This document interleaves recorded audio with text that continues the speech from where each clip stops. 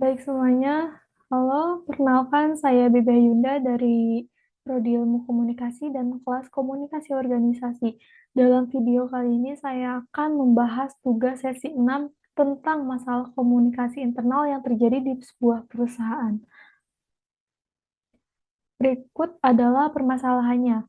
Perusahaan XYZ bergerak di bidang retail dengan 500 karyawan. Dalam beberapa bulan terakhir, muncul keluhan dari karyawan karena yang pertama, kurangnya komunikasi internal yang efektif antara departemen dan antara manajemen dengan karyawan.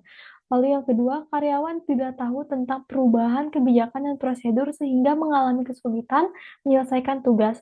Yang ketiga, ada karyawan merasa tidak dihargai meskipun memiliki kinerja yang baik.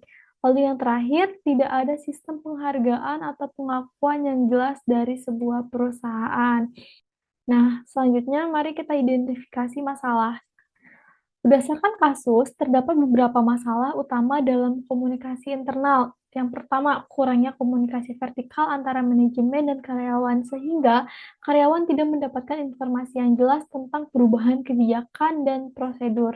Lalu yang kedua, tidak adanya media komunikasi yang efektif antar departemen, sehingga informasi tidak tersampaikan secara seragam. Lalu yang ketiga, minimnya umpan balik atau feedback dari karyawan ke manajemen. Akibatnya, karyawan merasa pendapat mereka tidak didengar.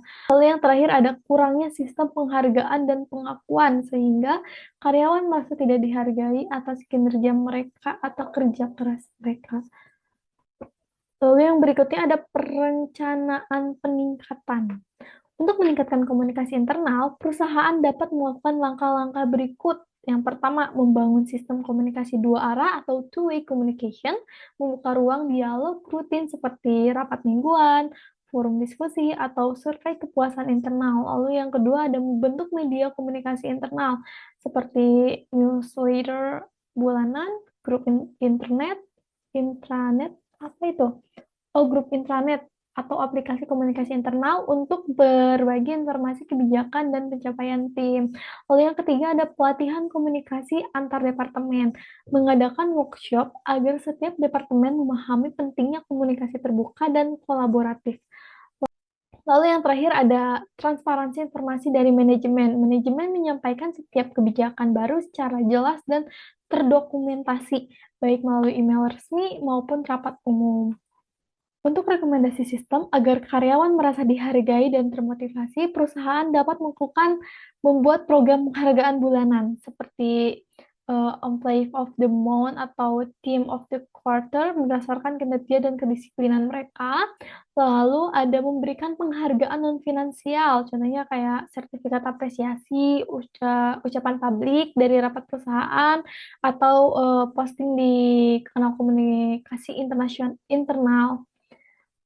Lalu ada menyediakan sistem bonus berbasis kinerja, bonus tahunan atau insentif untuk karyawan dengan kontribusi yang tinggi.